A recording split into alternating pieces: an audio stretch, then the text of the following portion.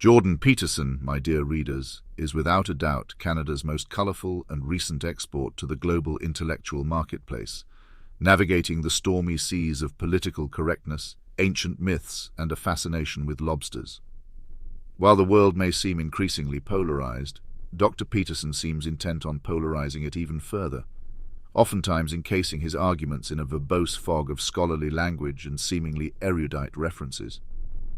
Let's commence with the most basic of Peterson's axioms, the paramountcy of individual responsibility. On the face of it, such a notion is hardly contentious. Who, after all, would argue against the virtues of self-reliance or the merits of standing upright, much like his beloved crustaceans? However, Peterson doesn't merely advocate for personal responsibility. He positions it as an antidote to ideological possession. Yet in doing so, he seems to miss the broader socio-political structures that often preclude individuals from taking full reins of their lives. Not everyone is caught in a Kafkaesque battle with inner chaos. Some are merely trying to surmount systemic barriers thrust upon them. His infatuation with hierarchies is another matter worth dissecting. Drawing from the animal kingdom, Peterson suggests that dominance hierarchies are natural, and thus, to challenge or undermine them is to go against the grain of evolutionary biology. But one must ask, since when did humanity decide to model its social structures on those of crustaceans? Surely we've evolved, not merely in anatomical terms, but in our moral and ethical conceptions.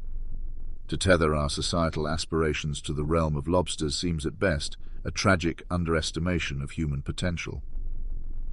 Then there's the matter of myths. Peterson often delves deep into ancient tales, drawing broad parallels to contemporary issues. While myths undoubtedly offer profound insights into human nature, Peterson's interpretations often risk oversimplification.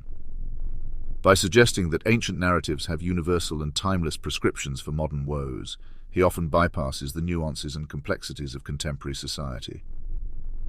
Myths can guide, but they should not dictate. Humanity must be wary of becoming prisoners to the stories of yore, especially when wielded by someone with an agenda.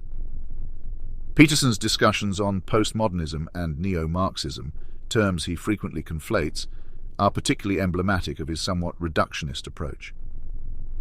Painting with broad, dismissive strokes, he constructs a monolithic adversary, often devoid of the subtleties and gradations that any serious scholar would acknowledge. This shadowy enemy, often ill-defined yet omnipresent in academic and cultural institutions, appears more a spectre of Peterson's making than a genuine, cohesive ideology. It's essential to touch upon Peterson's performative contradictions. For a man who preaches the gospel of individual fortitude, he seems peculiarly sensitive to criticism.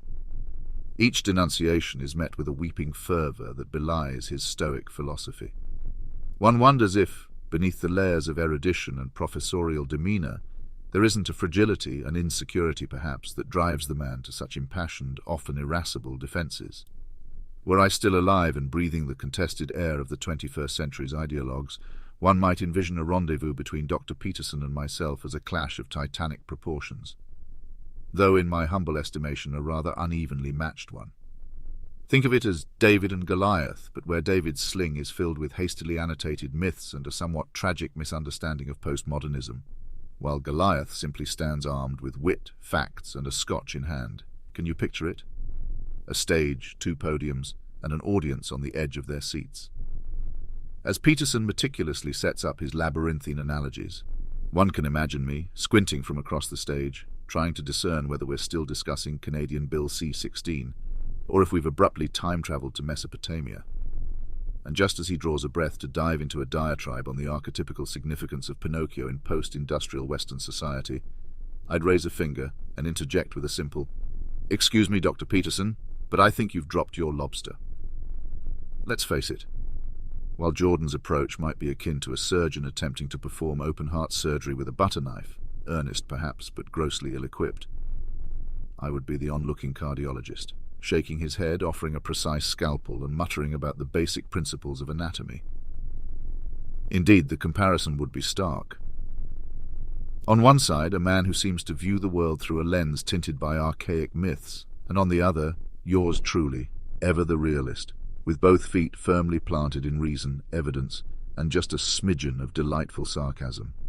It's the age-old dance of shadow and substance, one casting vague, amorphous figures on the walls.